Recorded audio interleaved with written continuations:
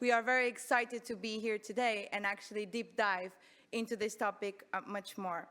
First, I want to start by thanking the organizers for inviting us to prepare this panel and this session for you, and also Switzerland through their SECO office, who has been the sponsor of this panel and is also one of our largest donors to the program and the largest donor to the Western Balkans under our program. So to set the scene, and I won't take very long because we've heard this a lot this morning, but the scale of investment that is needed is massive. And we are not talking just about a step change, we're talking about multiples to achieve the climate goals. And the energy sector is obviously in the middle of this change. And we need to achieve by 2030 almost 3 times more investment than what we currently have to meet the targets. So a lot of this investment will have to come from power generation, and that power generation needs to be from solar and wind technologies. As MDBs, as IFIs, as banks, we cannot do it alone. We need the private sector to come with us. Firstly, because we need the private sector to actually build the projects, and secondly, because we need the commercial banks and all the other investors to come in and finance those projects. So there is broad consensus in Europe, but also across the world, that auctions have become an effective means by which policymakers can actually scale up and develop renewables. And this is exactly why at EBRD we have our EBRD Renewable Energy Program, where we assist governments and policymakers through comprehensive technical assistance to build a supportive policy framework that, alongside well-designed auctions, achieves exactly that. Brings in the private sector to deliver renewable energy projects. And what do we mean by a supportive policy framework? It's a bit of an abstract term, so let me try to make it a bit more specific. We mean policy commitment from the governments. That is essential. We need the government on board, but it's also important to have all the other stakeholders on board as well. The TSOs, the DSOs, the energy regulators, and everyone else that is working in the country and in the energy sector. Secondly, we need long-term targets, medium-term targets, an auction plan, an auction schedule for renewable energy.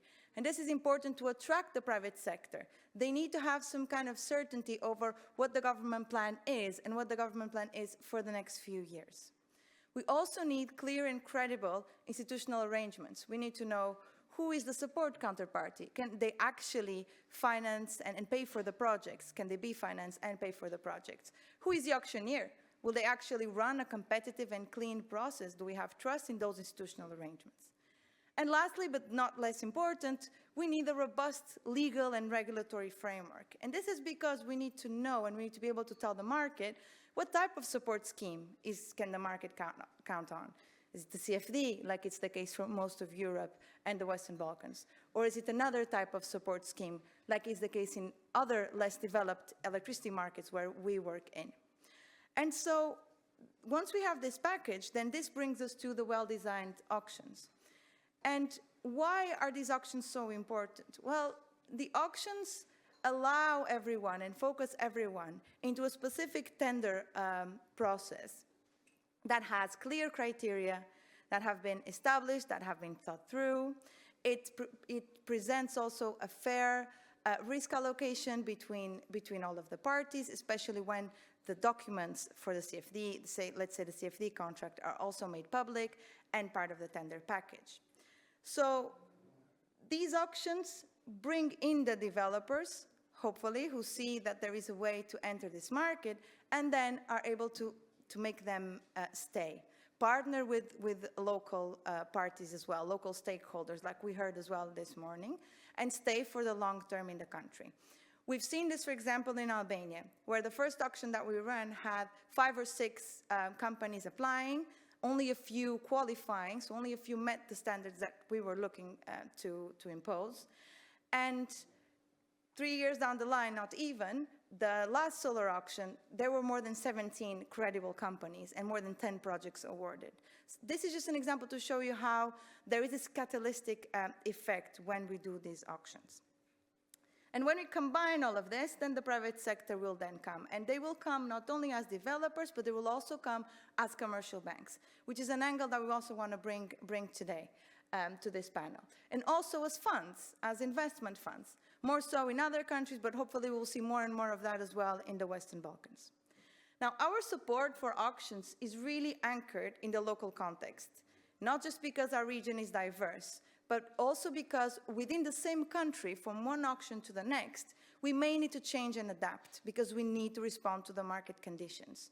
We need to respond to reforms of the energy sector. Do we now have a market that we didn't have before? And we keep on adjusting, and we are very, very mindful of the context that the auctions are being run in. We are also able to design results that go beyond a single project and beyond a single auction, and that create this systemic and catalytic change. Maybe then, since developers are in the country, they will start looking to other types of offtake. They will look at merchant projects. So these are all side effects from the auction that we want to see more and more of, and we believe create a systemic impact.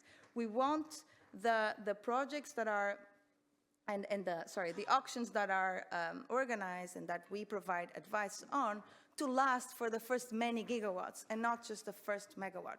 So sometimes it takes a bit of time to prepare, but then when it's launched and in motion, it's replicable. And this in itself has a lot of power.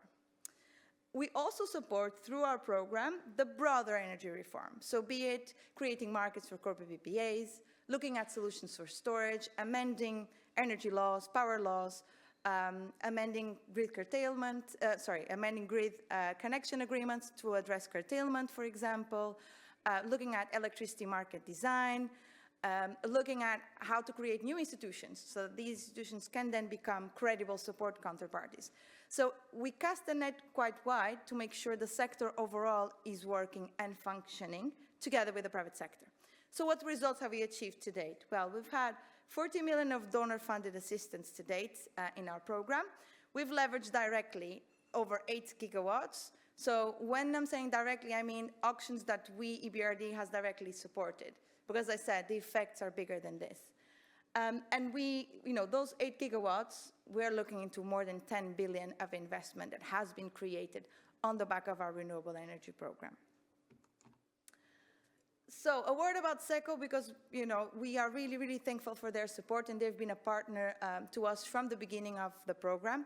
Back in 2020, the SECO signed an agreement with EBRD to help us with the energy auctions program, as was called at the time, and they gave us 5 million Swiss francs. With those 5 million Swiss francs, we have now assisted Albania and assisted Serbia, and in fact, we've delivered with that funding over 1,800 megawatts. That's about 2.5 billion in investments with Swiss money. So SECO is still the largest bilateral donor that we have, and has been truly instrumental in the Western Balkans to get the auctions going.